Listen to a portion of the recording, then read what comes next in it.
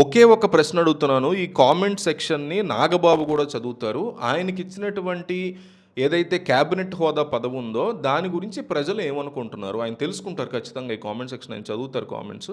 ఈ పదవి గురించి ప్రజలేమనుకుంటున్నారు? కుటుంబ రాజకీయాలు అర్హత ఉంది కాబట్టే ఇచ్చారు. ఈ రెండిట్లో ఒక్కటే కామెంట్ చేయండి. ఇంకేం చెప్పొద్దు. మీరు లైక్ వద్దు, సబ్స్క్రైబ్ వద్దు, మీరేమి ఇవ్వద్దు. ఈ ఛానల్‌కి డబ్బులు గూడా వద్దు. ఒకే ఒక్క ప్రశ్న. కింద ఉన్నటువంటి కామెంట్ సెక్షన్ ఓపెన్ చేసి నాగబాబు స్వయంగా ఈ కామెంట్స్ అవుతారు కాబట్టి ఆయనకు అర్థమయ్యేలాగా కామెంట్ చేయండి. మీరు ఏమనుకుంటున్నారు ఈ అంశం గురించి? ప్రజలు ఏమనుకుంటున్నారు ఆయనకి ఇచ్చినటువంటి ఆహ్, ఈ ఏదైతే క్యాబినెట్ హోదా పదవి ఉందో దాని గురించి? కుటుంబ రాజకీయాలు అంటాం మేము దీన్ని. లేదు ఆయనకు అర్హత ఉంది కాబట్టే ఇచ్చారు. ఎందుకంటే ఆంధ్రప్రదేశ్ రాజకీయాల్లో నాగబాబుకి ఇచ్చినటువంటి కొత్త బాధ్యతలు పెద్ద ఎత్తున చర్చకు దారితీస్తున్నాయి. ఆయనకి ఇచ్చినటువంటి పదవి గురించి జనసేన పార్టీలో కీలక నేతగా వ్యవహరిస్తున్నటువంటి నాగబాబుకి రాష్ట్ర ప్రభుత్వం ఎంతో ప్రాధాన్యత ఉన్నటువంటి పదవిని అప్పచెప్పింది. పవన్ కళ్యాణ్ పర్యవేక్షణలో ఉన్న అటవీ మరియు పర్యావరణ శాఖ పరిధిలోని గ్రీన్ కార్యనిర్వాహక కమిటీ చైర్మన్ స్థానంలో నాగబాబుని కూర్చోబెట్టడం అనేది జరిగింది ఆ పెద్ద పదవిలో. కేవలం సాధారణ చైర్మన్ పదవి మాత్రమే కాకుండా దీనికి ఏకంగా క్యాబినెట్ హోదాని అంటే ఒక మినిస్టర్ హోదాని కూడా కల్పించారు ఇండైరెక్ట్గా.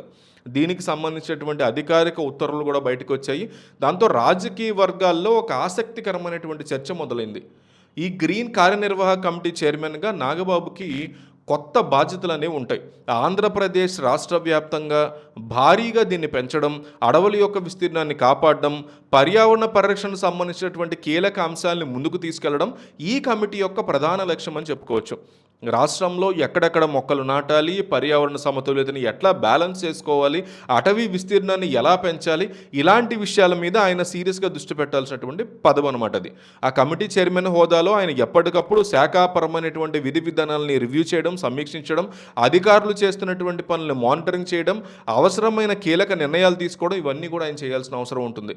గతంలో నాగబాబుకి మంత్రి పదవి వస్తుందని పెద్ద ఎత్తున ప్రచారం జరిగింది. రాజ్యసభ అన్నారు. కూటమి ప్రభుత్వం ఏర్పడే సమయంలో నాగబాబుని నేరుగా రాష్ట్ర మంత్రివర్గంలో కూడా తీసుకుంటారు అని అప్పట్లో భారీ ప్రకటనలు అయితే మనం చూసాం. కానీ ఆ తర్వాత జరిగినటువంటి పరిణామాల వల్ల ఆయనకి మంత్రి పదవి అనేది దక్కలేదు. అప్పట్లో మంత్రి పదవి రాకపోవడంతో ఆయన కొంత అసంతృప్తిగా ఉన్నారనే వ్యాఖ్యలు వినిపించే. కానీ ఇప్పుడు ప్రభుత్వం క్యాబినెట్ ర్యాంక్తో సమానమైన చైర్మన్ పదవి నేరుగా తీసుకెళ్లి కట్టబెట్టింది ప్రభుత్వం. మంత్రి పదవి లేకపోయినా కూడా ఆ స్థాయి గౌరవము, ప్రాధాన్యత ఉండేలాగా ఈ నిర్ణయం తీసుకున్నారని మనకు స్పష్టంగా అర్థమవుతుంది. ఈ మొత్తం వ్యవహారంలో ఒక ప్రత్యేకత ఏంట్రా అంటే ఈ శాఖకి పవన్ కళ్యాణ్ మంత్రిగా ఉంటే అదే శాఖ కింద ఉన్నటువంటి ఒక కీలక విభాగానికి నాగబాబు చైర్మన్గా ఉన్నారు. సో తమ్ముడు మంత్రితనం చేస్తున్న శాఖలోనే అన్నకి ఇంత కీలక స్థానం లభించడం అనేది రాజకీయంగా అందరి దృష్టిని ఆకర్షిస్తోందని చెప్పుకోవాలి. శాఖకి సంబంధించి పవన్ కళ్యాణ్ పూర్తి స్థాయిలో బాధ్యతలు చూస్తూ ఉండగా పర్యావరణం మరియు గ్రీన్ కవర్ పెంపుదలకు సంబంధించిన విభాగంలో నాగబాబు నేతృత్వంలో నిర్ణయాలు వరుసపెట్టి జరగబోతున్నాయి. ఈ పదవితో పాటు నాగబాబుకి పూర్తి స్థాయి క్యాబినెట్ హోదా కూడా లభించబోతోంది. క్యాబినెట్ ర్యాంకు ఉండడం వల్ల ఆయనకి ప్రభుత్వ పరంగా ప్రత్యేకమైనటువంటి అధికారాలు, ప్రోటోకాల్ సౌకర్యాలు ఇవన్నీ కూడా లభించబోతున్నాయి. ఇక మీదట రాష్ట్రంలో జరిగే అన్ని అధికారిక ప్రభుత్వ కార్యక్రమాల్లో ఆయనకి ప్రభుత్వ మంత్రులతో సమానంగా ఒక పెద్ద ప్రోటోకాల్ కూడా దక్కబోతుంది.